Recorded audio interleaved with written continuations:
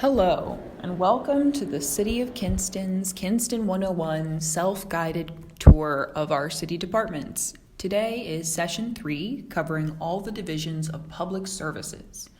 Feel free to take this session at your own pace and take breaks whenever you need it. Let's get started. Public services mission is to support quality of life by delivering responsive, cost-efficient services to all neighborhoods and maintaining reliable public utilities in a manner that emphasizes customer satisfaction, public service, and good stewardship of human, fiscal, and natural resources.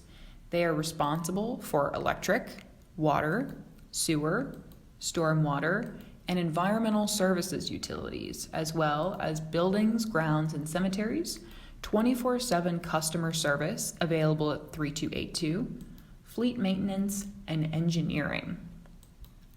Public services is also tangentially supportive of economic development.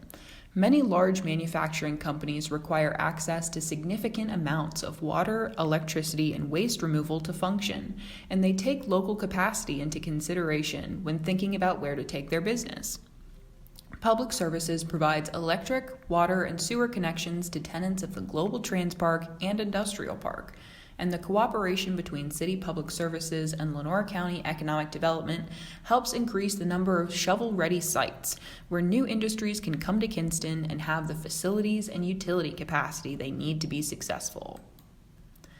Our Public Services Department is the largest department within the city and includes many divisions, which we will go through in this order: our Electric Division, Water Resources Division, Operations Division, which includes our business office where the Customer Service Department is, Fleet Maintenance and Environmental Services, and finally, Cemeteries, Buildings, and Grounds. But first, let's review how all of this is funded. As we learned in Session 2, the government funds its services through three types of funds. The first are governmental funds, which is represented in white, which cover general city services. The second are enterprise funds, which are for business-like activities where services are funded by fees instead of by taxes. As you can see in the red, there's a fund for each of the utilities provided by the City of Kinston.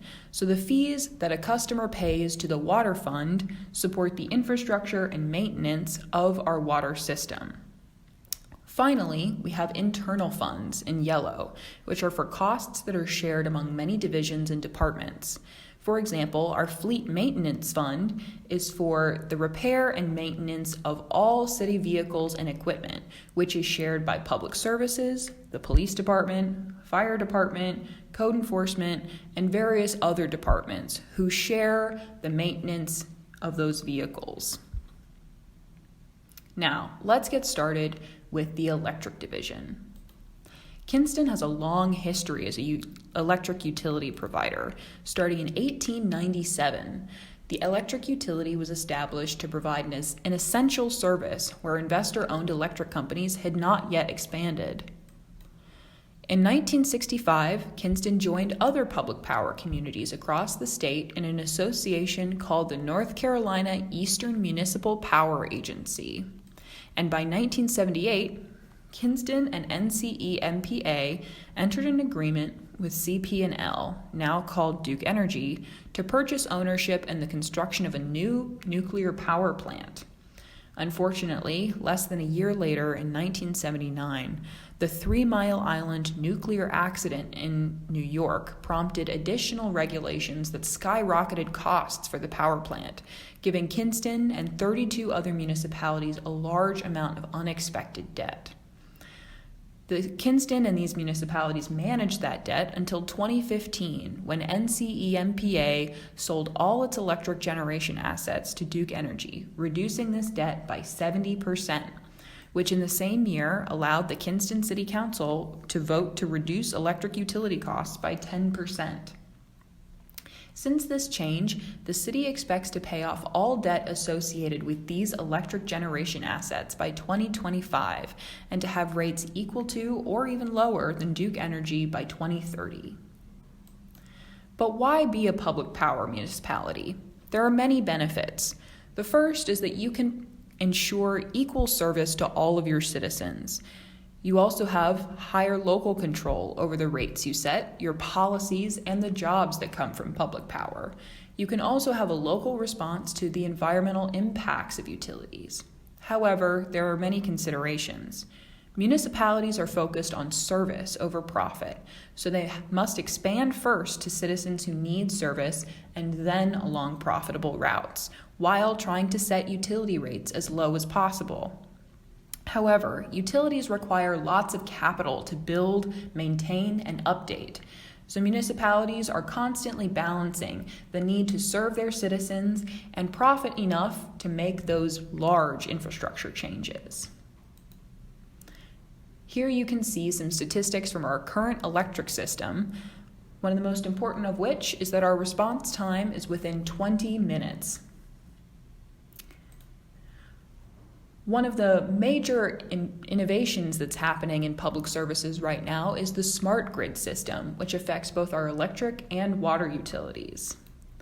By having a smart meter at each customer's home, electric workers are able to see which meters are being affected by a power outage and can more accurately pinpoint where the problem is coming from and then fix it. This is very similar in our water system for water leaks. Having a smart meter at each customer's home allows for constant monitoring and can provide daily notification if use changes, including large increases, which might indicate a water leak, to find and fix the problem significantly before the customer receives their bill.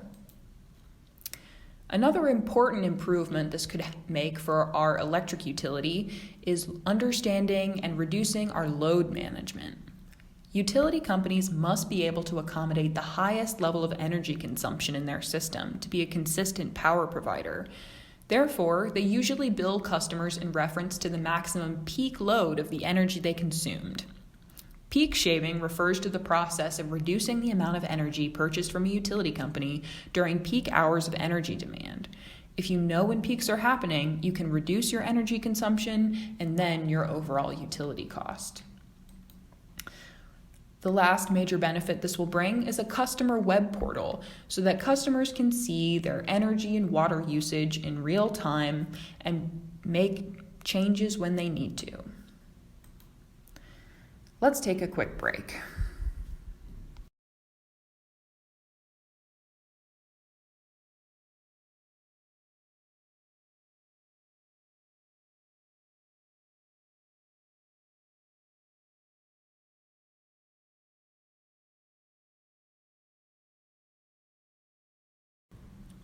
And welcome back.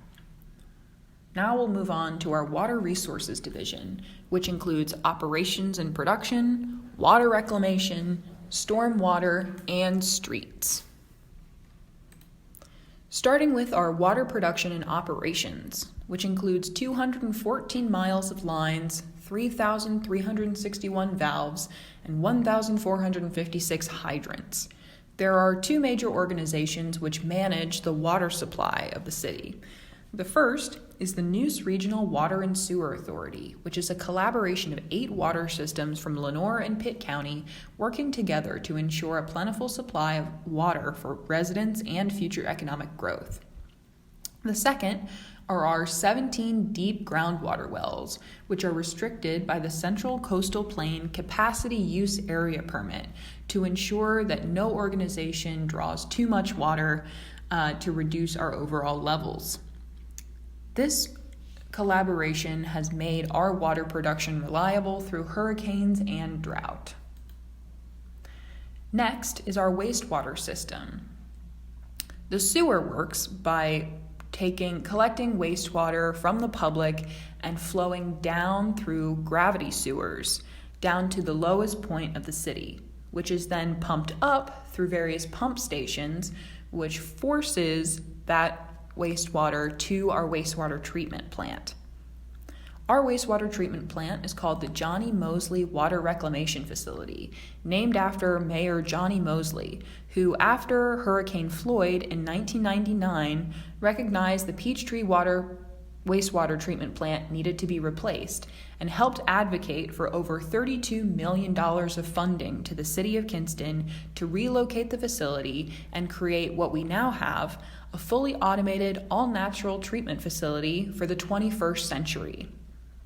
This includes several innovative components, including a denitrification filter, which is a sand filter bed which traps particulate matter, and ultraviolet disinfection, which is a non-chemical process that prevents bacteria from reproducing instead of killing the bacteria, which saves on chemical costs and is better for the environment overall. The facility is also a place for innovation in the realm of wastewater, including an irrigation demonstration in which we sprayed effluent onto a 10-acre site planted with sycamore trees, which reduced nitrogen and other nutrient runoff and can be harvested later for wood chip products. The second and most recent is our biosolids dryer, which evaporated 90% of the water from our clean biosolids, reducing their volume and allowing it for use in agriculture or even regular lawn maintenance. To learn more about this facility and take a virtual tour, you can watch the video which will be included in this session. Moving on to streets. The important thing to know first about our streets division is what exactly the city is responsible for maintaining. The city maintains over 115 miles of road, but it is not responsible for most roads that are 4 lanes or more. This includes roads like Queen Street, Vernon Avenue, Martin Luther King Boulevard, and certain sections of West Washington Avenue, Cary Road, and sections of North Heritage Street. To see this map updated in real time, you can go to the Public Services Department, click on the Information tab, and go to Who Maintains That Road to see the map. In order to maintain those 115 miles of road, the city has a 1.3 budget allocated every year, including salaries, potholes, streetlights, sidewalk maintenance, equipment maintenance, and debt service. Street resurfacing in Kinston is still a major undertaking. Resurfacing in Kinston, assuming a 25-year lifespan, we would need to resurface 4.6 miles of road per year. Assuming that cost is around $120,000 per mile, it would cost us roughly $550,000 a year. In the last 5 years, Kinston has only been able to budget around $300,000. That gap between what we are able to fund and the 25-year lifespan requirement is why street resurfacing is a challenge in Kinston. Every year, the City Council approves a prioritized list of roads which will be focused on for repaving in that year, and that is what our Public Services Department operates off of. Finally, we have stormwater. The stormwater section maintains any structure that carries stormwater from a city street or a city-owned facility. This includes street gutters, curb inlets, pipes, detention ponds, ditches, and streams, which includes the system with the statistics you see below. All Kinston residents pay a stormwater fee that funds the maintenance of this system outlined above. However, it doesn't mean that Public Services maintains all the ditches in the city. If a resident has a particular concern, they can call 252-939-3282 and find out who is responsible for a particular stormwater structure. All right, let's take another break.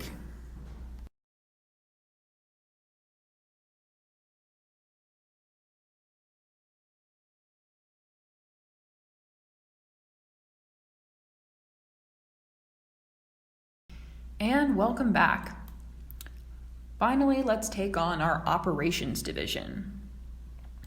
Starting with environmental services, which is our trash and recycling utility for the city. Environmental services provides garbage collection weekly and recycling monthly, but they also take various other kinds of debris, including furniture, yard debris, construction debris, white goods, which includes things like refrigerators or other appliances, tires, animals, metal, paint cans, and finally, they provide vector control, which is mosquito spraying citywide. If you have any questions about using any of these other services, you can call 939-3282. Some do's and don'ts to remember. Do place your cart at the curb before 7 a.m. on your day for each collection. Be sure to separate out particular kinds of debris if you would like those to be collected, and check the schedule for any updates that may be happening. Important don'ts. Don't place items over your water meter or around utility poles or under utility wires so that other members of our Public Services Department can get to other parts of your utility. And don't be afraid to call and ask questions if you're unsure what environmental services will and won't take. They're available for your call 24 hours a day. Next, we have buildings and grounds, fleet maintenance, engineering, and customer service. Buildings and Grounds maintains all city facilities and vacant lots, and public land including Maplewood and Hebrew cemeteries, Westview, Southview, Colonial, and Temple Israel cemeteries. Our fleet maintenance divisions repairs the trucks, vehicles, and heavy equipment used by public services, police, fire, and other departments. Our engineering division handles mapping, planning, and major public services projects. And finally, our customer service line, a 24/7 hotline at 252-939-3282 for any questions related to utility billing, storm drains, sidewalk maintenance, power outages, etc.